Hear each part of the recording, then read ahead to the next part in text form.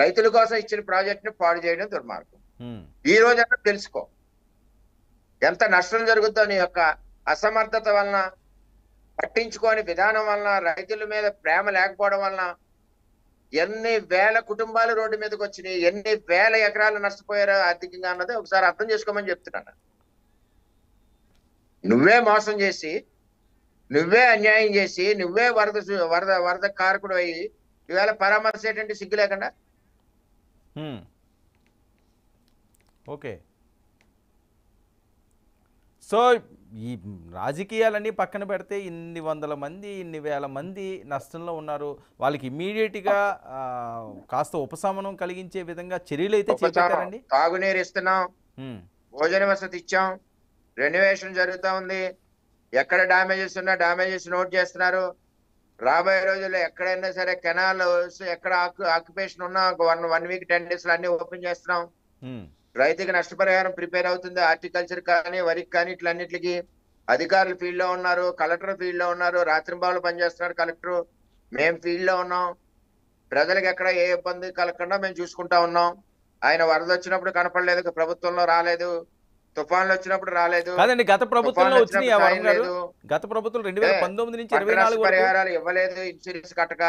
ఇది చాలా చేశాడు ఆయన. రైతులకి ఎక్కడ కూడా ఫేవర్ చేయలేదు. ఓకే, వరం గారు, గత ప్రభుత్వంలో 2019 నుంచి 24 వరకు ఇలాంటి సిచ్యువేషన్ ఏమైనా వచ్చిందా పిఠాపురానికి? ఏమీ లేదండి. అప్పట్లో ఏం వరదలు లేవు అతను కదా. అభివృద్ధి ఏమీ చేయలేదు. పిఠాపురానికి సంబంధించి 1 ఇంచ్ అభివృద్ధి రైతులకు కానీ వేరే విధంగా ఎక్కడ కూడా అభివృద్ధి చేయలేదు.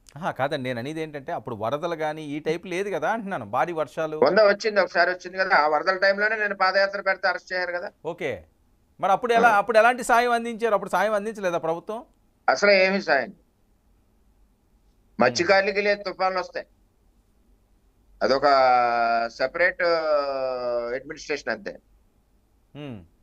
సాయం చేయకుండా ఎలా ఉంటారండి వరదలు వచ్చినప్పుడు? అప్పుడు రాలేదా లీడర్స్ ఎవరోని?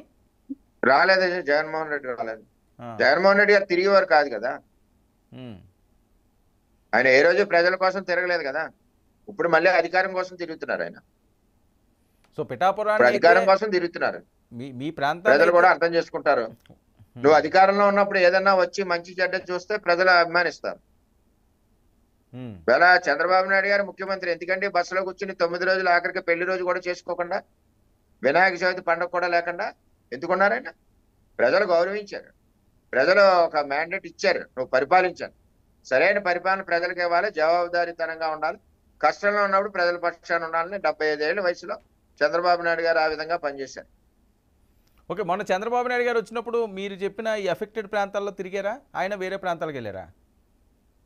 అంటే ఇక్కడ కళ్యాణ్ గారు మొన్న వచ్చారు కదా అని చెప్పి ఆయన ఇక్కడ కిర్లంపూడి మా బోర్డర్కి వచ్చారు, అక్కడ చూసుకుని వెళ్ళారు.